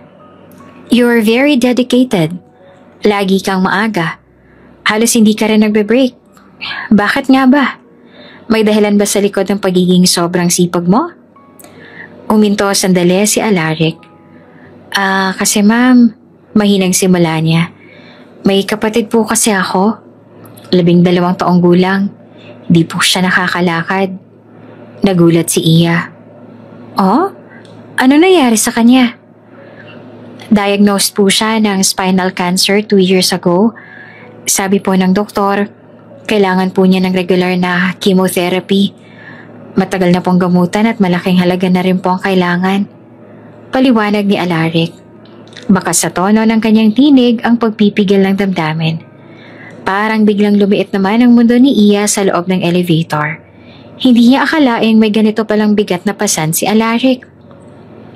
Ang lalaking kilala ng lahat sa kanilang opisina bilang masipag, mabait at laging may ngiti. Sorry to hear that. Malambing niya sabi. Gaano na siya katagal sa treatment? Almost a year na po ma'am. Pero kuling pa rin po kami sa cycles kaya po ako nagsusumikap. Gusto ko po makaipon. Kung kaya lang po, ayoko na sanang pasanin pa to ng mga magulang ko. Ngumiti si Iya. I admire what you're doing. Alam mo, hindi madali ang pinagdadaanan mo. Pero ginagawa mo ang lahat para sa pamilya mo, lalo na sa kapatid mo. You have my respect. Maraming salamat po, ma'am. Nang magbukas ang elevator sa floor nila, nauna si Alaric na humawak sa pintuan at pinadaan si Iya. Paglabas niya, naramdaman niya ang kakaibang init sa kanyang dibdib. Hindi niya alam kung dahil ba sa kwento ni Alaric o dahil sa ngiti nito na tila ba kahit may bigat sa puso, kaya pa rin magbigay ng liwanag. At sa sarili niya, naisip ni Iya, hindi niya lang ito pinasok sa kumpanya dahil tinulungan siya nito. Napasok niya ito dahil nararapat ito dito. At sa loob ng kanyang dibdib, may bahagyang kirot at tila unti-unting paghanga. Lumipas ang ilan pang linggo, walang tigil ang pamilya Salvarez na makausap siya, ngunit hindi niya sila pinaupaunlakan. I mean, para saan pa ngang alam niya ng tunay nilang ugali at wala na siyang nakikitang dahilan para harapin pa sila. Magkakaroon ng gala para sa mga sikat at kilalang personalidad at isa si Iya sa dadalo. Alam niya rin na naroon ang mga Salvarez pero hindi naman siya nag-aalala. Sa katunayan ay sila pa nga dapat ang mag-alala at hindi siya. Matingkad ang ilaw ng chandelier na tila mga bituin sa kalangitan. Ang bawat galaw ng mga bisita ay may kasamang tawa, palakpak at salin-salin ng mamahaling alak sa mga kristal na baso. Isa itong social gala, isang event kung saan nagkakatipon ang pinakamakapangyarihan, pinakamaimpluwensya at pinakamayayamang pamilya sa bansa. At sa gitna ng crowd, tahimik na pumasok si Iya Monteverde. Nakasuot siya ng fitted silk gown na itim, elegante at may mababang likuran. Ang kanyang buhok ay naka-pixie cut at ang kanyang mga mata ay may bahid ng malamig na kumpiyansa. Sa kabila noon, naagaw niya pa rin ang atensyon ng lahat. May mga nagbubulong-bulungan at meron ding agad na lumapit sa kanya para makipag-usap. Sa kabilang banda ng ballroom, abala sa pakikipag-usap ang pamilya ni Lance. Nandoon si Mrs. Salvarez, ang tiyahin ni Lance, kasamang ilan sa kanilang mga kamag-anak. Ang parehong mga taong walang habas na minamaliit at pinapahiya siya sa reunion, ilang buwan na ang nakalipas. Diyos ko, bakit andito pa yan? Mahinang bulong ng isa sa mga tita na Lance habang pinagmamasdan si Iya mula sa mesa nila. Hindi ba't gold digger yan? Naloko niya si Lance. Ginamit lang siya sa pera. Napaka-arte. Sabat ng isa pa. Kunwari pang mayaman. I heard she even faked her downfall just to gain sympathy. Manipulative. Sinungaling. For sure, ginawa niya lang yon para magpaawa. Napalingon sa kanila ang ilang bisita sa paligid at tila nagugulat sa mga sinasabi ng grupo. Ngunit si Iya, hindi natinag, hindi man lang kumurap. Imbes sa hinayaan niyang tuluyang pumasok sa kanyang pandinig ang bawat mapanirang salita. Patuloy silang nagpaparinig na siya raw ay manipulative at kinuha niya lang daw ang yaman ng mga Salvarez. Kung kaya naman, nang hindi niya na matiis, bigla siyang tumayo at malamig na tiningnan sila. Bawat takbang ni Iya ay tila naglalatag ng tensyon sa ere. Hanggang sa naramdaman na lamang ng buong mesa na nakatayo na siya mismo sa harapan nila. Napaatras ang dalawa sa mga babae. Si Mrs. Salvarez, bahagyang napatayo pero hindi makagalaw. Kumintat si Iya dito at bahagyaring umiti. Wala ni katiting na galit sa kanyang mukha. Ngunit ang malamig at matalim niyang titig ay sapat na upang hindi makatingin ng diretsyo ang ilan sa kanila. Bahagyang yumuko si Iya at bumulong kay Mrs. Salvarez. Do you remember the resort where you held that grand reunion, tita? Tanong niya. Yes, the one in Tagaytay. I remember it used to be part of your family's property. Napansin niya kung paanong unti-unting nanlaki ang mga mata ng matanda. Pero, patuloy niya, you had to sell it, didn't you? Kasi nalulugi na kayo. Iyon nga lang, pinagkalat niyo pa rin nasa inyo pa rin ang resort na yon. Sa ating dalawa, ang pamilya niyo ang nalulugi at baon sa utang. Ngunit ayaw niyang malaman niyo ng iba. Kasi nga mga matapobre kayo at hindi niyo matanggap. Napabagsak na kayo. Napalingalinga ang mga kasamang babae ni Mrs. Alvarez. Namumutla ang isa. Ang dalawa naman ay tila gusto nang lumubog sa upuan. Nakita niya ang sindak sa kanilang mga mata. Nag-aalala na baka'y may ibang nakarinig sa kanyang sinabi at mabunyag pa ang kanilang sekreto. You don't want people to know that, right? Tanong pa ni Iya. Hindi na bumubulo ngayon kundi saktong naririnig na ng boses ng buong mesa. Ayaw niyo naman siguro na ako na mismo mag-announce nun sa public? I honestly don't mind. In fact, it's my honor to be the one to reveal your family's downfall to the public. The truth that long before the investors started pulling out, you were already drowning in debt and on the brink of bankruptcy. Napayuko si Mrs. Alvarez. I wonder. Dumiretso ng tayo si Iya tsaka ng pangisi lalo. Dahan-dahan din siyang hinakbang ang natitirang distansya sa pagitan nila. Do you know kung kanino niyo nabenta yung resort? Tahimik ang lahat. Ang mga bisita sa paligid nila ay mistulang nakikiramdam. You sold it to me. Gulat, walang makapagsalita. Iya straightened up. Chin high, postures regal. Yes, ako nakabili nun. Ako na ang naging may-ari ng resort na ginamit niyo sa reunion, na ginamit niyo ring lugar para ipahiya ako. Isn't that ironic? Tumawa siya. Pino, halos bulong, pero may halong hamon. At sa huli, mahinahon ngunit matigas ang kanyang sinabi. Unless you want me to reveal to everyone just how far in debt your family business has sunk, I suggest you stay quiet and learn to stay out of things that don't concern you. Lumapit pa siya ng bahagya. Because once I make a move, I will make sure your name is completely destroyed. At sa huling salita niya, tumalikod na siya. Walang kahirap-hirap na lumakad palayo. Iniwan ang mesa na tila natunaw sa hiya at puno ng pagkasindak ang mga mata. Samantalang ang ilan sa mga tao sa pagtitipon ay bahagyaring nagtataka kung bakit ganon na lamang ang pagkasindak sa kanilang mga mata. Ganon pa man ay walang nagtatangkang lumapit upang magtanong. Tahimik ang gabi. Sa loob ng eleganting living room ng Monteverde Mansion ay tahimik na nakaupo si Iya kasama ang kanyang mga magulang. Ang amoy ng tinimplang tsaa ay banayad na humahaplos sa hangin habang ang kristal na chandelier sa itaas ay may mahinang kislap. Tila sinasalamin ang katahimikan ng gabi. Iya! Unang sabi ng kanyang ama habang marahang inilapag ang hawak nitong tasa ng tsaa sa mesita. Nalaman namin ang ginawa ng pamilya na Lance. They've been spreading fake news about you. Mga imbentong kwento. Sagot naman ng kanyang ina na halatang kinikimkim ang galit. They're trying to ruin your name. I heard from one of the business associates na pinapalabas nila na ginamit mo lang daw ang pera ni Lance, na niloko mo siya, na nagsinungaling ka sa tunay na estado ng ating pamilya. Tahimik lamang si Iya sa ilang segundo. Umiling siya ng marahan, tsaka dumampot ng isang baso ng tubig sa harap niya. Nilagok niya iyon bago magsalita. Oh, you don't need to worry about that, Mom, Dad. Kalmante niyang sinabi. I already warned them. Warned them?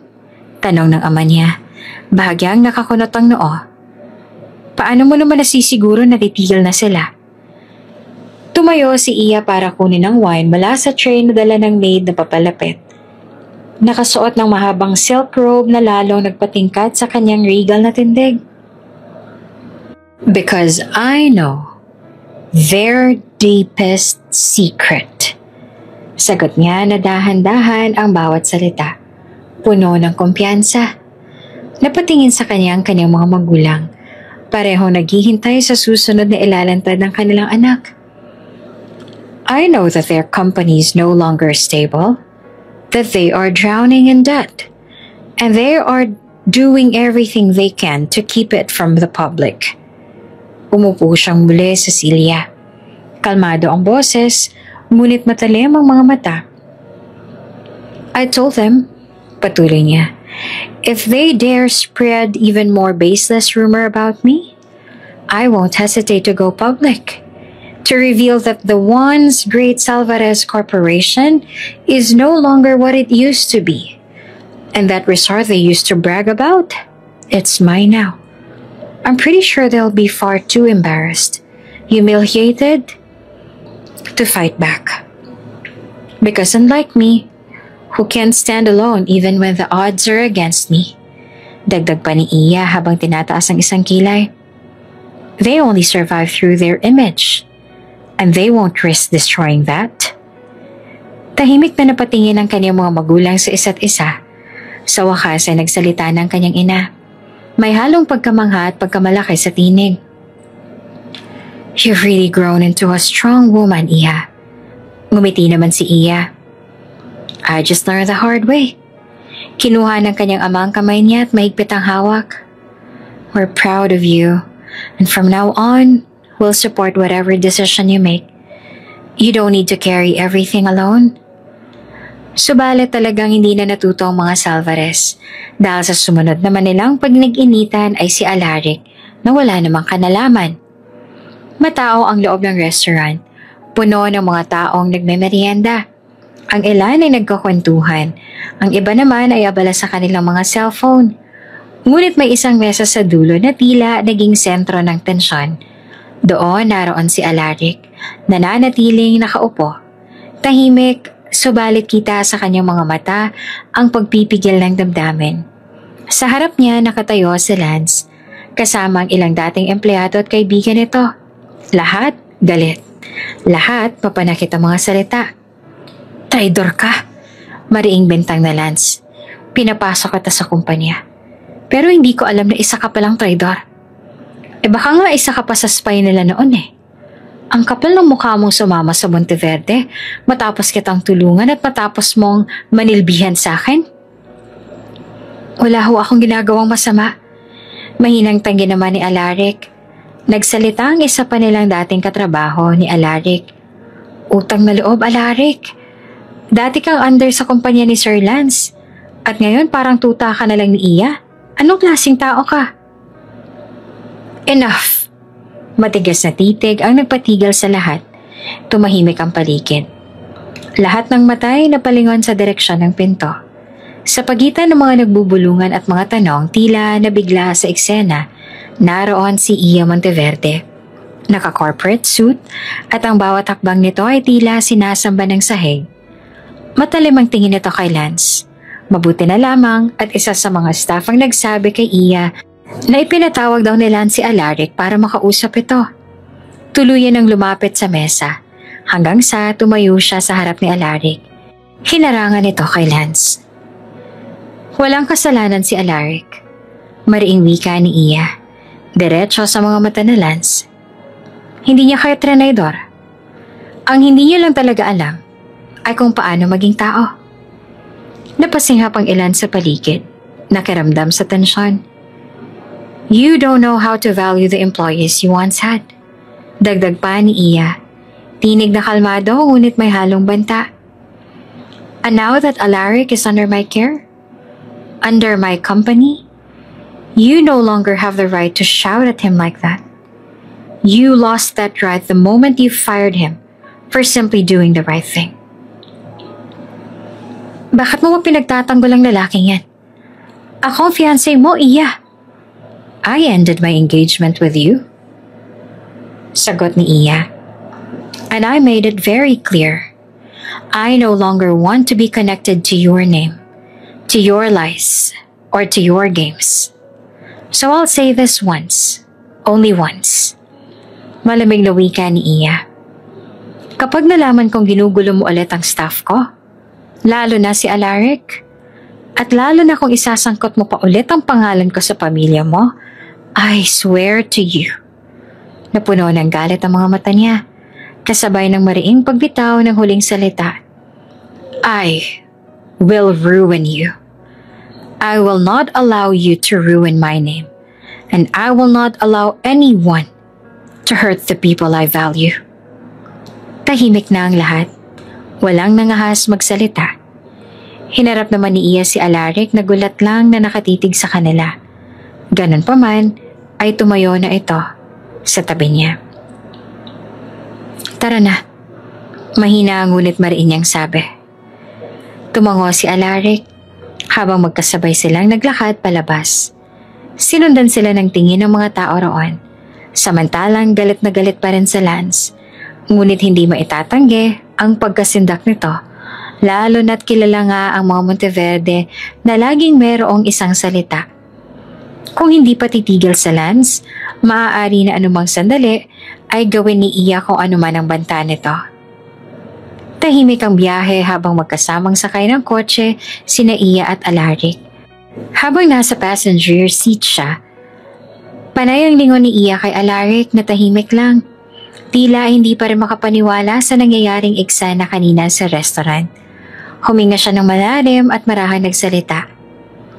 Alaric, I'm really sorry for what happened earlier. Hindi ka na dapat nadamay sa ganitong klase ng kaguluhan. That was never my intention. Bahagya namang napalingon si Alaric sa kanya tsaka ngumiti ng tipid. Ayos lang po yun, ma'am. Hindi niyo naman po kasalanan.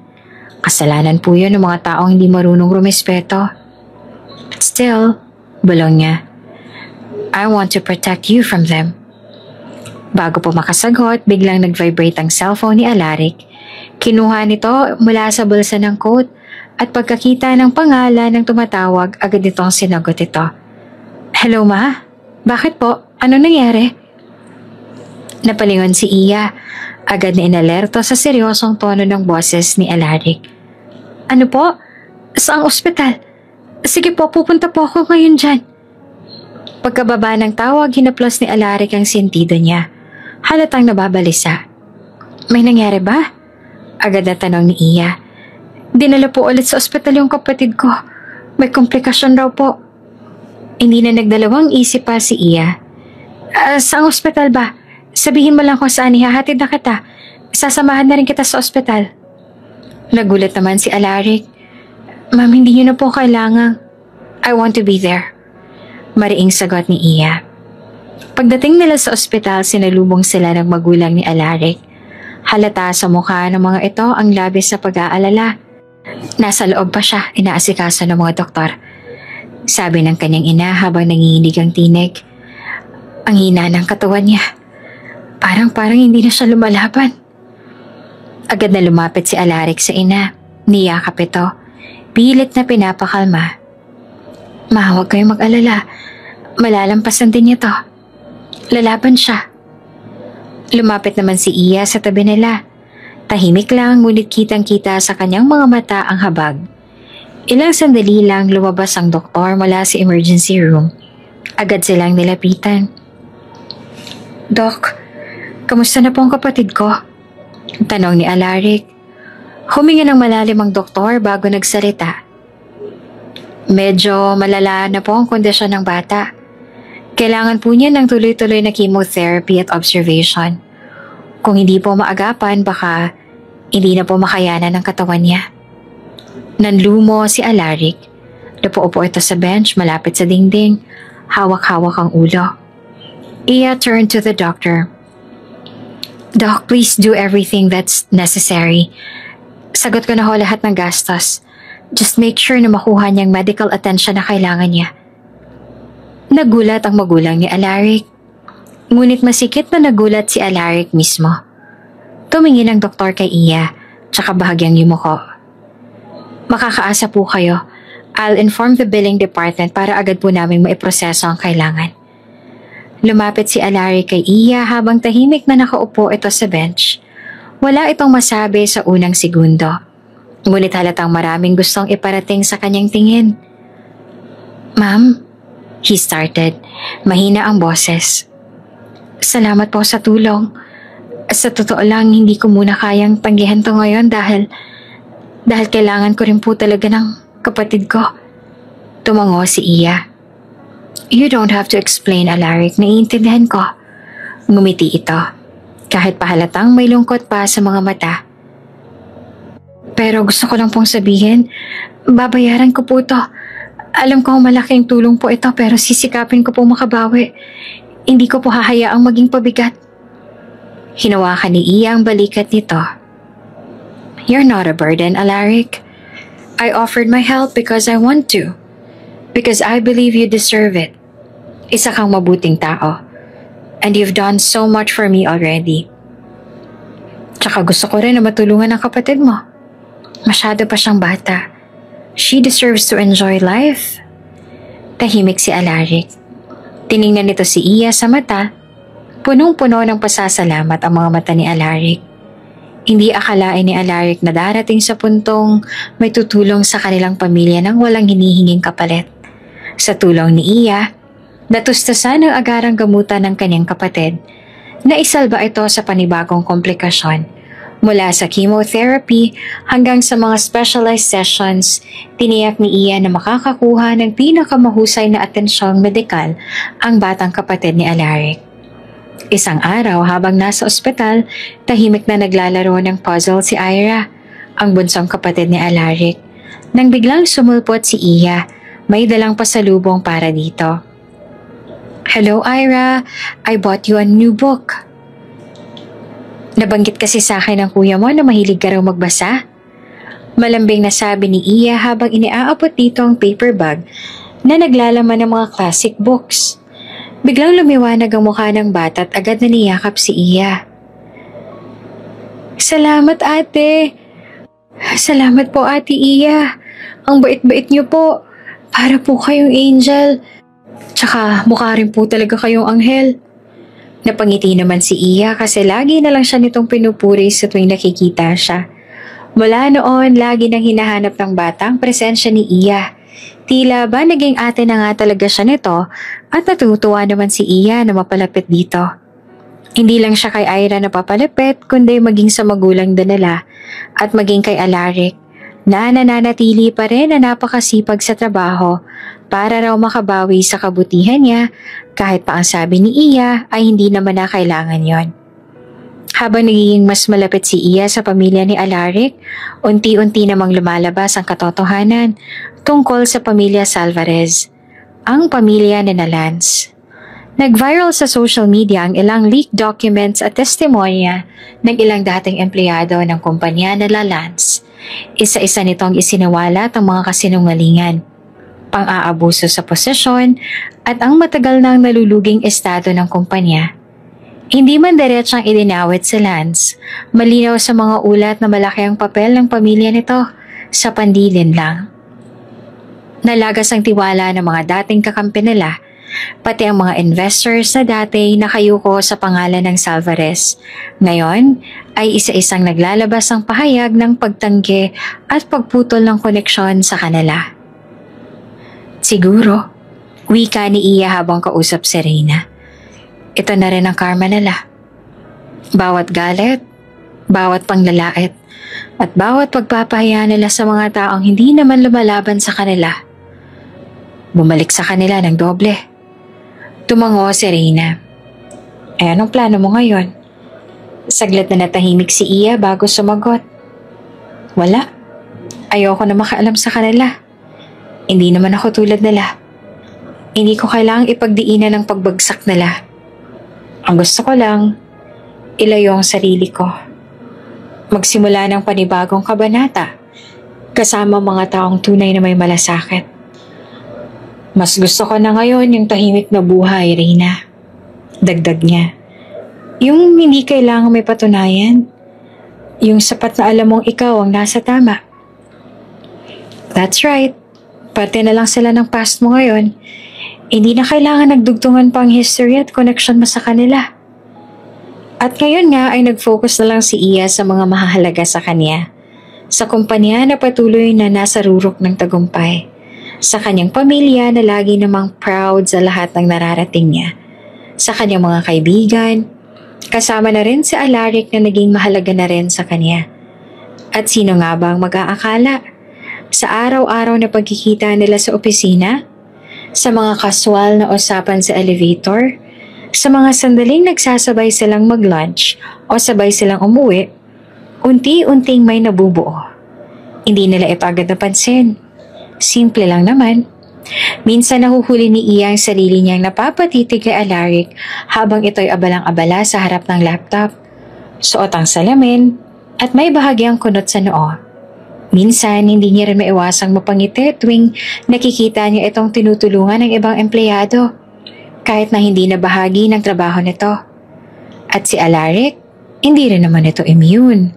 Tuwing dumarating si Iya sa opisina, dala ang karisma at kumpiyansa na tila laging handang harapin ang kahit anong laban. Parang may ibang kabog ang dibdib niya. Lalo na kapag ngumiti ito. Yung tipong genuine. Yung tipong hindi dahil kailangan, kundi dahil masaya itong makita ka. Good morning, Alaric. Bati ni Iya minsan habang dumadaan sa kanyang mesa. Good morning po, ma'am. Sagot ni Alaric. Hindi man ito yung klase ng pagsisimula na may paputok o drama, pero sa bawat araw na lumilipas, nagiging mas malalim ang koneksyon, mas totoo, mas payapa. At sa gitna ng ingay ng mundo, tila nag-uumpisa na silang makahanap ng tahimik na kandungan sa isa't isa. Kung bago ka pa lang sa channel na ito, mga kwento ni Ate Jane, story mo, ikwento ko, huwag kalimutang pindutin ang notification bell at subscribe button.